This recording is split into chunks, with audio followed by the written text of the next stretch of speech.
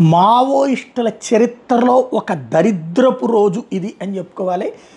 తమ సొంత దళంలో ఉన్నటువంటి ఒక మహిళ క్యారెక్టర్ బాగాలేదంటూ నడి రోడ్డు మీద మృతదేహాన్ని వదిలేసి వెళ్ళారు. పార్టీని విప్లవోద్యమాన్ని నిర్మూలించడానికి శత్రువు అనుసరిస్తున్న కోవర్ట్ ఎత్తుగడలను తిప్పికొడతాం, పోలీసు కోవర్ట్ కుట్రలో భాగమై విప్లవద్రోహిగా మారినందుకు నీల్సో అంటే రాధని చంపివేశాం అంటూ తాజాగా ఒక మహిళా మాజీ మావోయిస్ట్ అనుకుంటా పార్టీ సభ్యురాలుగా జోన్ మిలిటరీ ఇన్స్ట్రక్టర్గా నాయకత్వ రక్షణాదళం కమాండర్గా బాధ్యతలు నిర్వర్తించిన ఆమెని ఈ ఎదుగుదలతో పాటు మొదటి నుండి కొన్ని బలహీనతలను కూడా కలిగి ఉంది. పెళ్లి స్త్రీ పురుష సంబంధాల విషయంలో పార్టీ పద్ధతులు లోపడకుండా వ్యక్తిగత స్వేచ్ఛ పేరుతో క్రమశిక్షణ రాహిత్యంగా వ్యవహరిస్తూ వచ్చింది.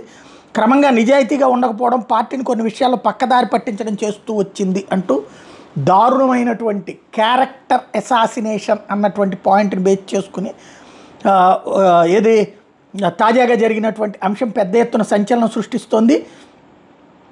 ఇప్పుడు రాష్ట్ర జాతీయ హ్యూమన్ రైట్స్ కమిషన్ దీన్ని సుమోటోగా తీసుకుని ఎవరిని దర్యాప్తు చేయాలో కూడా తెలియదు.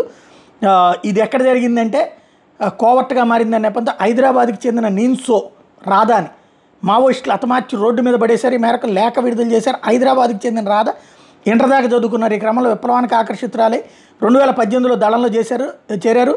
ఇటీవల ఆమె ప్రవర్తన విప్లవోద్యమానికి వ్యతిరేకంగా ఉందని మావోయిస్టులు భావించారు. దీంతో పార్టీ నిబంధనలు ఉల్లంఘించి వ్యతిరేక కార్యకలాపాలకు పాల్పడుతుందని ఆమెను హతమార్చారు అన్నటువంటిది ఇక్కడ సంచలనాత్మకమైనటువంటి అంశం.